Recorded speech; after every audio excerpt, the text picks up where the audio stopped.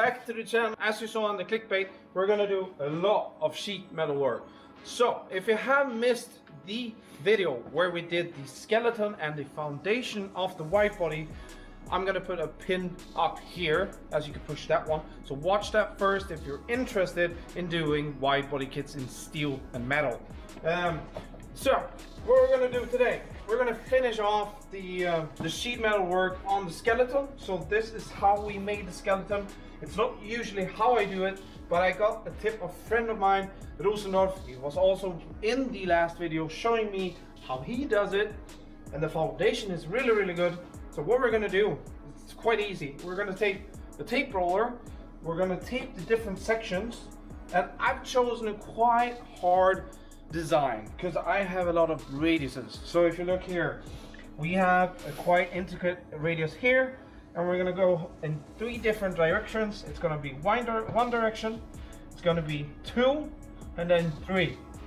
You could choose to do this much easier if it's the first time, so then you can do them more square and just straight lines.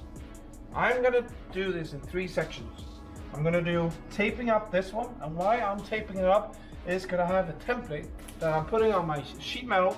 I'm gonna cut it out and form it as good as I can to then begin the welding part. I'm gonna do the next session, and that's the whole upper section. I'm gonna try to do that either in 1 part or in 2 parts. I think it's gonna be 2, otherwise I'm gonna have quite a lot of problem with warping. What is warping? So when you're welding metal, it heats up and you get tension in the material, and it starts off getting wobbly, and you don't want that because then you're gonna have to put a lot of Bondo on it. Third section, not gonna talk too much, is this one. So we're gonna move up to here, and then we're gonna fuse in to the metal on the car already. So let's go.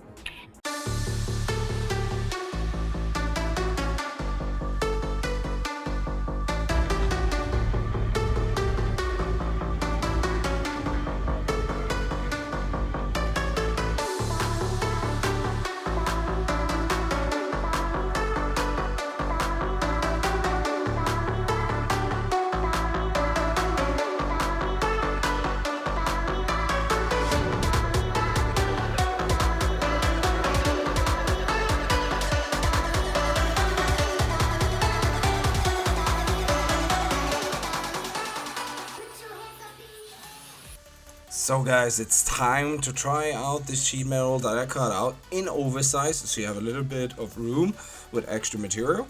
I'm not gonna go over to any fancy tools. I'm just gonna use my leg and a lot of patience, because you need to go forth and back, because you want to try to get it to lay as flat as possible. You don't want to have any buildup of tension when you try to weld it. So don't force your panel down to the skeleton. Try to form it as good as possible, and then you avoid warpage and you get a fine and nice edge. So now moving over to prepping the panel with this U-pull weld through primer.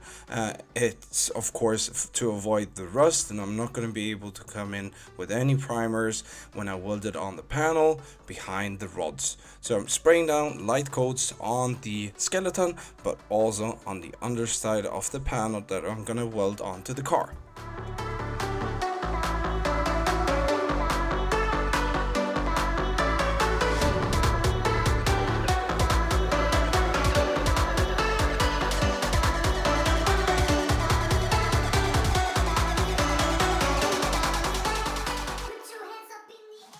Whoa, this takes a little bit of time, and I'm gonna go into quite a lot of details now and tech tips. So what I've learned doing this, I've made a bunch of mistakes, warping, using wrong grinders and everything. So we're gonna go into the tools that I use. This is usually the tools I use. So hammer and dollies in different sizes and varieties. Then of course the metal clampers or metal clamps. They are adjustable. I usually clamp them down or use magnets. So that's that. Of course, we have the different grinders. I have so the cutting wheel on one of them. The other one, I start with a 40 flap disc That's in the beginning when I just take off the top end of the welds, and then I move over to a 80 grit on that flap disc. And as you can see, I've come quite far, and I know I skipped a lot of steps, but I'm gonna take that on the other panels that I'm gonna do. If I notice that if I'm producing too much heat, I'm gonna stop again.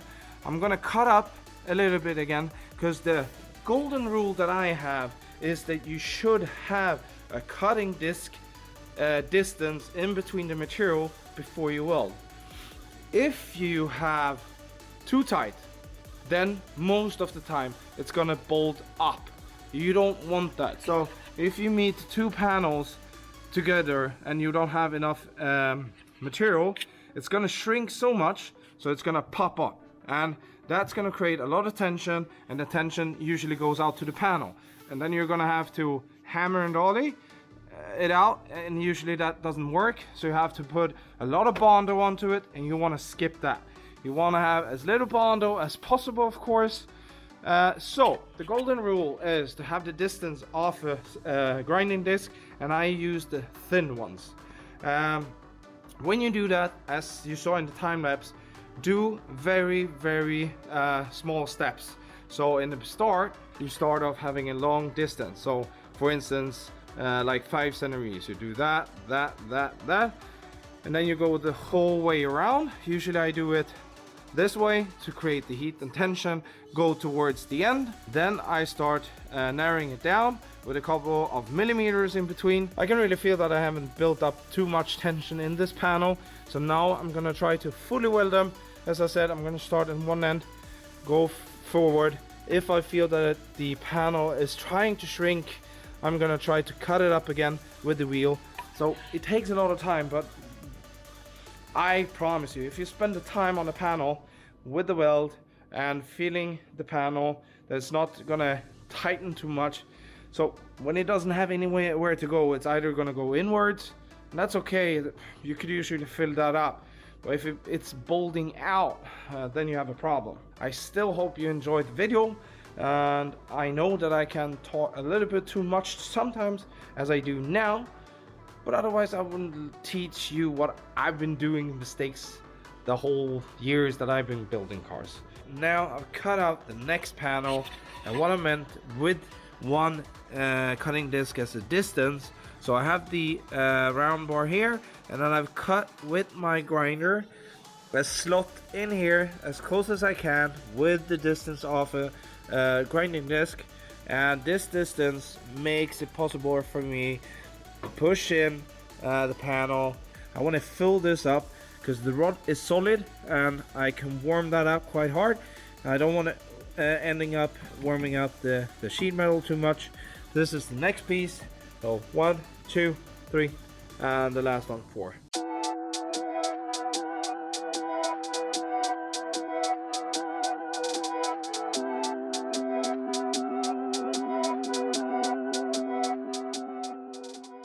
Tackling the last part, or the last sheet metal that we're gonna put onto the wide body for now, is this one.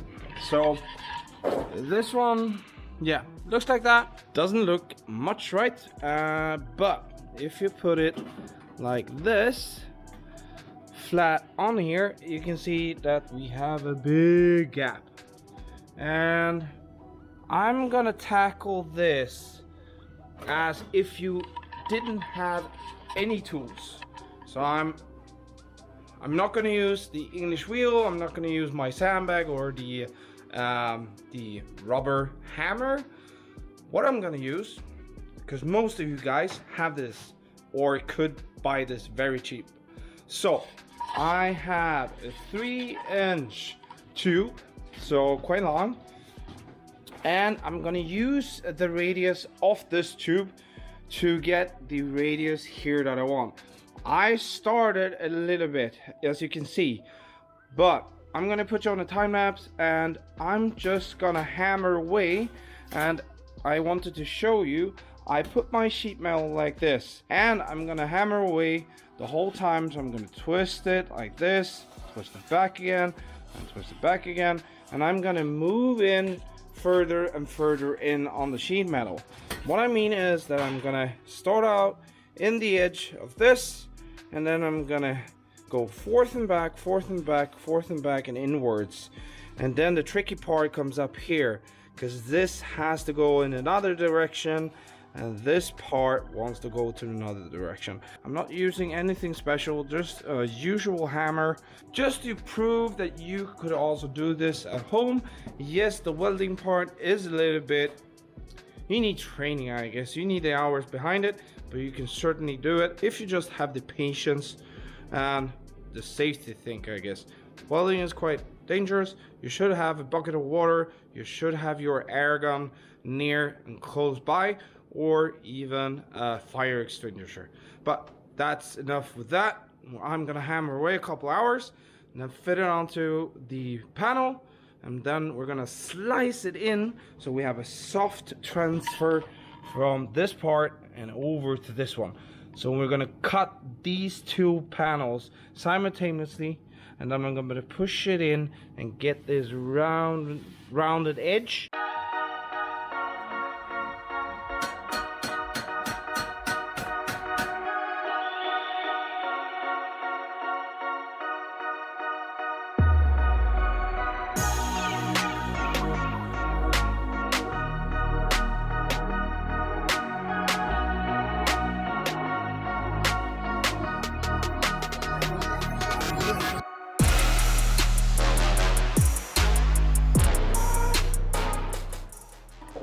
Okay, we've come far tonight. I'm super happy with the results right now. I started off welding one point here, then I cut, then I welded, I cut, I welded, cut, welded, just not to warp this, because this is now very solid, very much tension, and this is quite flappy.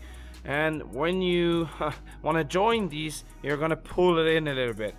What can happen is when you pull it in, it's gonna warp in, and then it's gonna be a hell of a lot of bondo putting it in.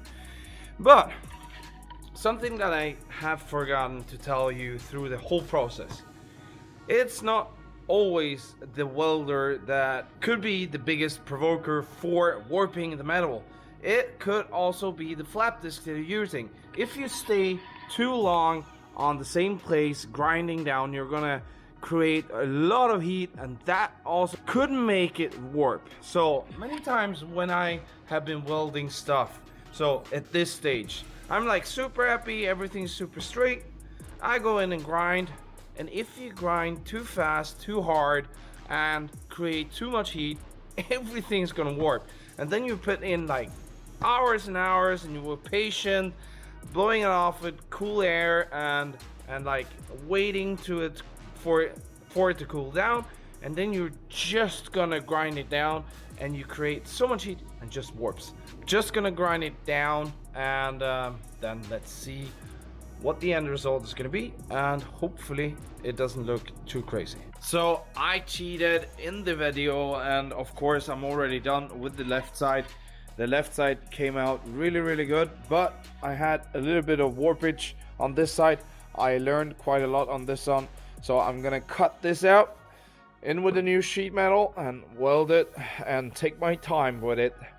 That's the problem, guys. This is what warpage looked like. I could hit down with the hammer the top sections and then try to sand it down and fill it up with bondo, but I really don't want that, so I'm gonna cut it out. But yeah, this side almost done.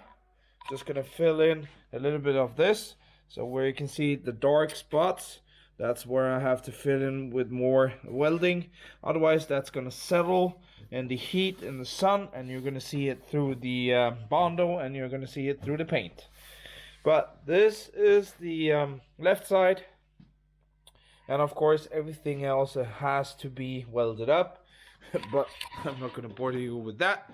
And yeah, guys, I really hope you liked the progress of the Widebody Cabriolet. And to finish off the video, I'm just gonna give you a little bit of a teaser for what you're gonna see in the next video. So if you like the video, please hit the like button and subscribe to the channel if you haven't.